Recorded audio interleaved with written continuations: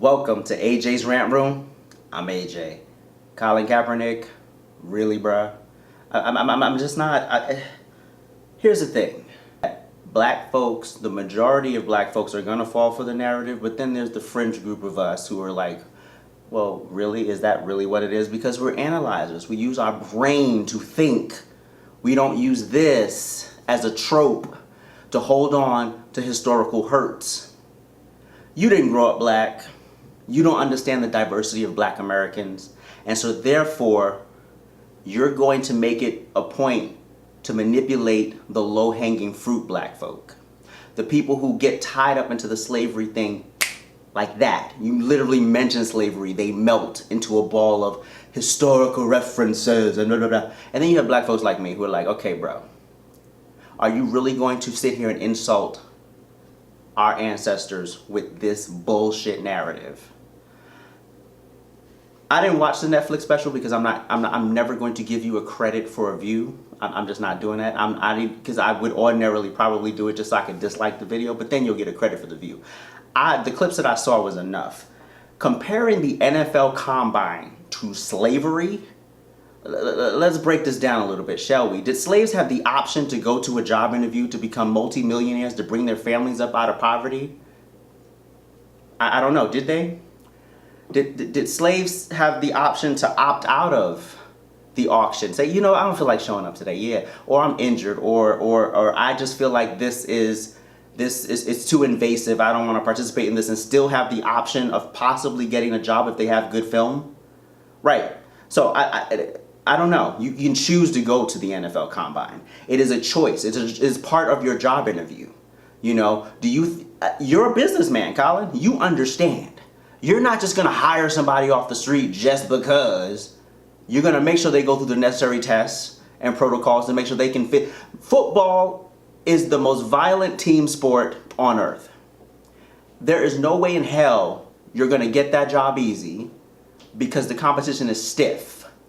And so, of course, people are going to examine you and make sure if you shattered your knee 3 times, that's a problem.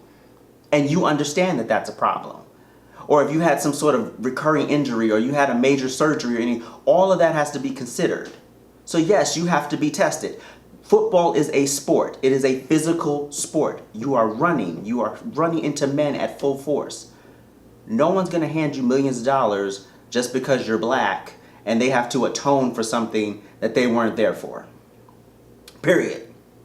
So when you compare having the choice to go do something versus people who were forced to do something, you kind of lose me and those kind of folks at that point. Now, the sheep black folks will go down the road with you and have all the emotional feels, but all I see is a multi-millionaire who continues to profit off of black pain, much in the vein of Shaun King, much in the vein of Al Sharpton and others. All I see is that.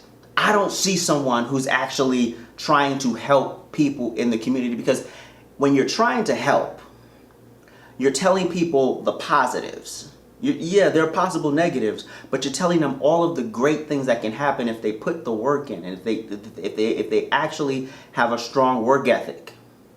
Get up every day on fire about something. And if they're not, figure out what their passion is and run with it. But no, that's not what you're teaching. You're profiting off of historical hurts. You're profiting off of a history in this country that I don't think no one that I know denies it. But we don't live in it. There's a difference between teaching history and living in history. And going back to the Combine, black men aren't the only ones at the Combine. White men are at the Combine, Hispanic men are at the Combine, Asian men, all types of men. You know? And so if someone is giving you an opportunity to play a sport that you love, to make millions of dollars, to elevate your family, to elevate your children, to elevate aspects of your community, if you're given those chances, and all you got to do is go through these physical tests, which are necessary if you want to play this sport. What do? Wait until Monday Night Football game and throw you out there? Like, that's not how that works. I'm sorry, slaves didn't have that option. Slaves were forced to do that, you know. That wasn't, oh, I'm gonna go, become a multimillionaire because I'm being sold on the auction block, and I'm being humiliated in front of all of these people, and I may not even get sold. Not the same, bro. Not the same. And if we want to talk about slavery, you had a Nike endorsement, right? So explain to me how Nike participates in slave labor, and your modern day slave, like today, like as I'm speaking into this camera, there's a child producing a shoe for no money.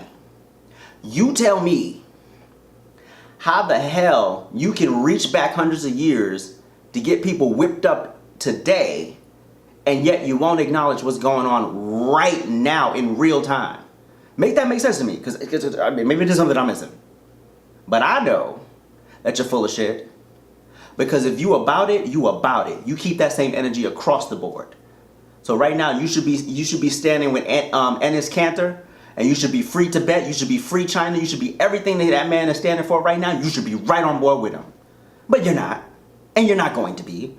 Because it has nothing to do with freeing people.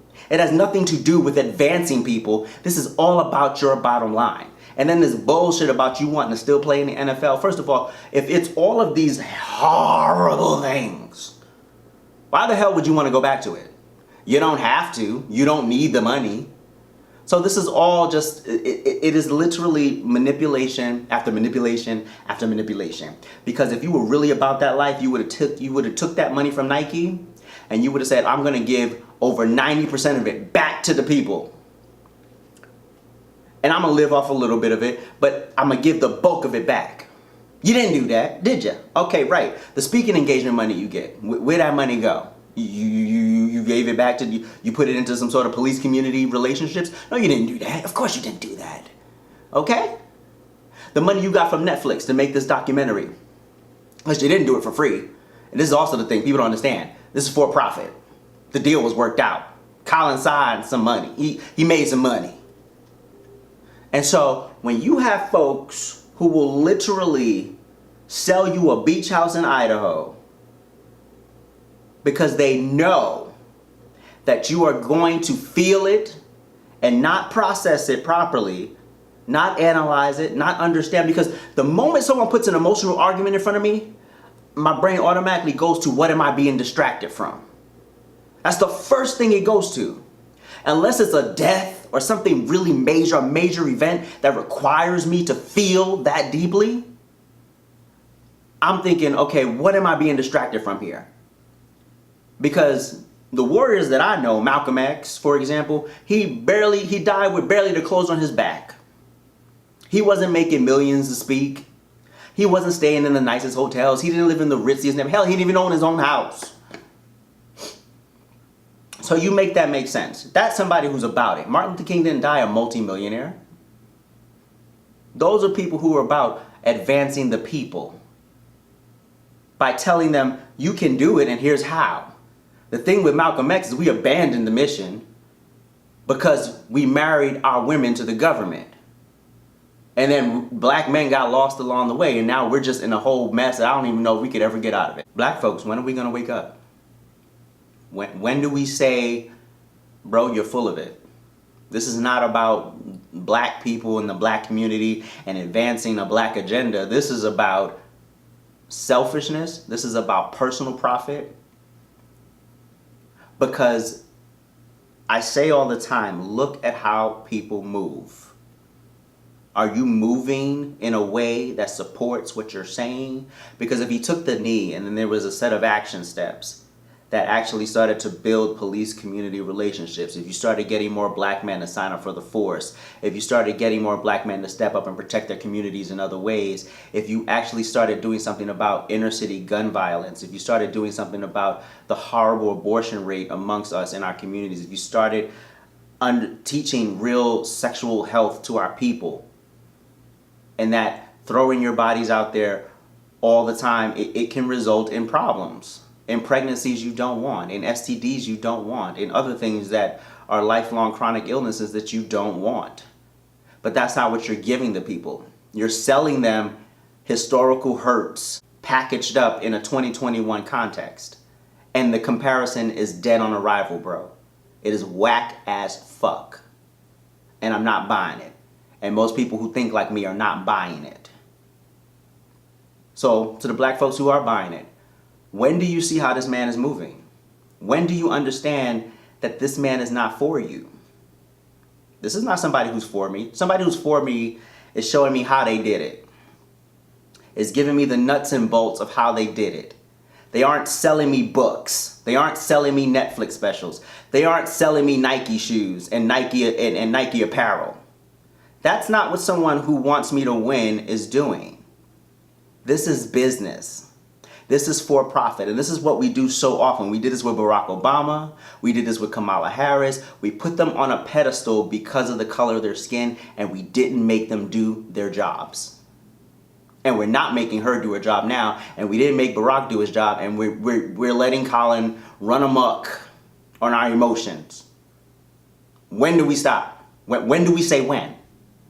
Because at this point, I'm tired. I'm tired.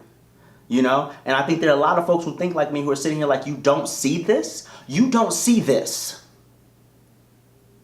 This man has made millions over and over and over again. And yet for some reason he's your homie? Oh, he started the, what it was, Know Your Rights camp. It was a bunch, it's called window dressing, people. Know Your Rights camp is on the scale of the civil rights movement? It's not. It's not. It's not even in the same sphere. I did a mural recently of Malcolm X, Dave Chappelle, Enes Kanter, Kanye West, Kyrie Irving, and Floyd Mayweather. I can't put Colin Kaepernick on there. When you are really raging against a machine, you really lose something. Colin didn't lose a damn thing except he lost the ability to throw a football, but he already lost that fucking job because there was no action plan after you took the knee. There was no action plan. It was literally you profiting, you profiting, you profiting. And this is the classic Sean King thing all over again. And the Al Sharptons of the world. That's classic, all of these people. All they do is profit. It has nothing to do with moving the needle forward. I've said in many videos, Al Sharpton's been famous longer than I've been alive. So you tell me what problems he's solving as his lifestyle gets better. His kids didn't go to the same government funded schools that your kids went to, if he has kids. But I'm sure pretty people in his immediate family are not going to the same government funded schools that your kids are being put in. Coming out dumber and dumber with each class. Coming out with less and less skills. No ability to read, write, do basic arithmetic. Like, come on, like really? Are we really buying this, y'all? Are Democrats really your friends? And this is what they give y'all? They give y'all the lowest hanging fruit. You think Maxine Waters' kids went to government-funded public schools learning the bullshit that they're feeding your kids? They did not. You think all of these white Democrats are running around here sending their kids to Compton High? No. Why? Why would I do that? My kids go to the most private of the private schools where they're learning things that I can't even pronounce. And once I understood that, I said, oh, wait, something ain't right here. And that's where you start putting people's feet to the fire. Y'all need to start making people earn y'all vote again. You have to earn my vote. Like, I don't give a damn if you're Democrat, Republican, Independent, Libertarian. I don't care what you are. You have to earn my vote. It's not an automatic because I'm part of a party that you're going to get my vote. Like, if I don't like what you stand for, if I think on social issues that I am very passionate about, you're on the opposite side of that and I can't really get with that, or there's no sort of balance and can't have a conversation with you, then what am I doing here?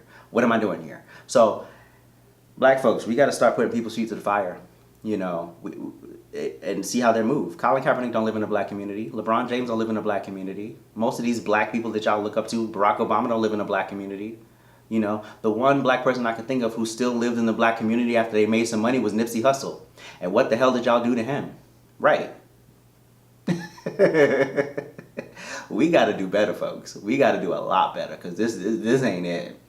So, Colin Kaepernick, cut the bullshit. This is all for profit. This is all for money. This has nothing to do with advancing black folks. This has nothing to do with helping black folks. Your afro is nice. It looks great. It's very well manicured. I'm sure you have like several stylists and hot oil treatments that, you know, the average black folk can't afford. But, you know, it is what it is. Live your life. But I know I peep game. Most of us, you know, who think like me peep game. Now we just got to get more folks to peep game.